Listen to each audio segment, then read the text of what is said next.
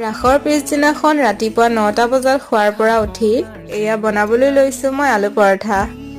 কিন্তু কি জানেনে, এতিয়াও যে চকুত বহুত টোপনি বাকী আছে, ভালকৈ পুৰেই নহ'লে। এফালে মই এয়া আটা মঠি লৈছোঁ, আকৌ আলু বইল কৰি লৈছোঁ। আলুখিনি ধুনীয়াকৈ পিটিকি লওঁ।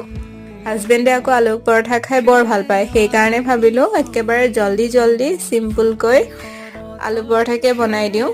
মই আকৌ আটাৰ মাজত ভৰাই দিয়া ষ্টাফিংটো অকণমান ভাজি লওঁ, তেতিয়া যে খাই বেছি টেষ্টি লাগে।